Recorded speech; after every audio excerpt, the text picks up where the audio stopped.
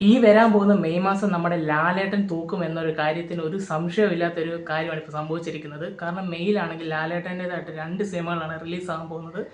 ഒന്ന് നമ്മുടെ പേട്രിയാറ്റ് എന്ന് പറയുന്ന സിനിമയും അതേപോലെ തന്നെ നമ്മുടെ ദൃശ്യം 3 ആണ് റിലീസാകാൻ പോകുന്നത്. നമുക്കറിയാം പേട്രിയാറ്റ് എന്ന് പറയുന്ന സിനിമയാണെങ്കിൽ ഒരു മൾട്ടി സ്റ്റാർ സിനിമയാണ്. മമ്മൂക്ക, ലാലേട്ടൻ, കുഞ്ചാക്കോ ബോബൻ, ഫഹദ് ഫാസിൽ എന്നിവരെല്ലാവരും ഉള്ള ഒരു സിനിമ തന്നെയാണ് പേട്രിയാറ്റ് എന്ന് പറയുന്ന സിനിമ.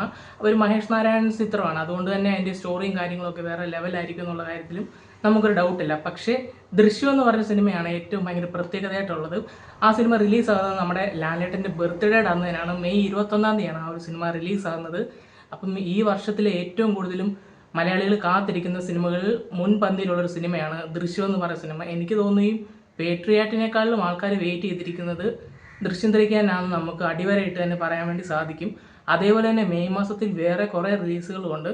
അത് മെയ് 14 തീയതി തന്നെ എനിക്കൊന്നൊരു 3-4 സിനിമകളുണ്ട്. തമിഴിൽ നിന്ന് സൂര്യയുടെ കറുപ്പ് ഉൾപ്പെടെയുള്ള സിനിമകളുണ്ട് മെയ് മാസത്തിൽ റിലീസായിട്ട്. പിന്നെ നമ്മുടെ മലയാളത്തിൽ നിന്ന് അതിരടിയുണ്ട്. പിന്നെ പെപ്പെ നായകനാകുന്ന കാട്ടാളൻ എന്ന് പറയുന്ന സിനിമയൊക്കെ വരുന്നുണ്ട്. എന്തായാലും വലിയൊരു പക്ക ഒരു മലയാളികൾക്കാണെങ്കിൽ ആസ്വദിക്കാൻ പറ്റിയ ഒരു മാസം തന്നെയാണ് മെയ് മാസം എന്ന് പറയുന്നത്. എന്തായാലും ലാലേട്ടൻ്റെ ആ ഒരു ദൃശ്യം 3യും അതുപോലെ തന്നെ പേട്രിയാറ്റും തന്നെയാണ് ഏറ്റവും കൂടുതലും ആൾക്കാരെ ആ ഒരു മാസത്തിൽ ഭയങ്കരമായിട്ട് ഫോക്കസ് ആയി പോകുന്നത്. എങ്കിലും എങ്ങനെ നോക്കിയാലും ഒരു ലാലേട്ടൻ സിനിമയിലോട്ടാണ് അതിൻ്റെ ഫോക്കസ് പോകുന്നത്.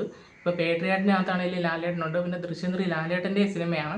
എന്തായാലും ആ ഒരു ലാലേട്ടൻ്റെ ആ ഒരു മാസത്തിന് വേണ്ടി നമ്മൾ കാത്തിരിക്കുകയാണ്. അത് ബർത്ത്ഡേക്ക് കിട്ടുന്ന ഒരു വലിയൊരു ട്രീറ്റ് ആയിരിക്കും ദൃശ്യം 3 എന്നുള്ള കാര്യത്തിൽ ഒരു സംശയവുമില്ല. കാരണം ആ സിനിമയെ അവർ മെയ് 21 തന്നെ റിലീസ് ചെയ്യണമെങ്കിൽ അതിനൊരു ഗട്ട്സ് വേണം. കാരണം ഒരു ആക്ടറിൻ്റെ ബർത്ത്ഡേയുടെ അന്ന് ഒരു സിനിമ റിലീസ് ചെയ്യണമെങ്കിൽ അവർക്ക് ആ സിനിമയോട് എത്രത്തോളം ഒരു വിശ്വാസം ഉണ്ടെന്നുള്ളതാണ് നമുക്കതിൽ മനസ്സിലാക്കാൻ സാധിക്കുന്നത്. എന്തായാലും ലാലേട്ടൻ്റെ വരാൻ പോകുന്ന സിനിമകളെല്ലാം നല്ല സിനിമകളാകട്ടെ. ഇപ്പം വന്ന് നമ്മൾ കണ്ടുവരുന്നത് മലയാള സിനിമയിൽ ഇറങ്ങുന്ന എല്ലാ ചിത്രങ്ങളും നല്ല ഹിറ്റായിട്ട് മാറുന്നതാണ് കാണുന്നത്. ഇതേപോലെ തന്നെ സംഭവിക്കട്ടെ ഇനിയും എന്ന് നമ്മൾ ആശംസിക്കുന്നു. എന്തായാലും വരാൻ പോകുന്ന മെയ് മാസം തൂക്കുമോ ഇല്ലയോ എന്നുള്ളത് നിങ്ങളുടെ അഭിപ്രായം എന്നുള്ളത് നിങ്ങൾ കമൻറ്റ് ചെയ്യുക. നിങ്ങളുടെ അഭിപ്രായത്തിൽ ഏത് സിനിമയായിരിക്കും തൂക്കുമോ എന്നുള്ളത് നിങ്ങളൊന്ന് കമൻറ്റ് ചെയ്യുക.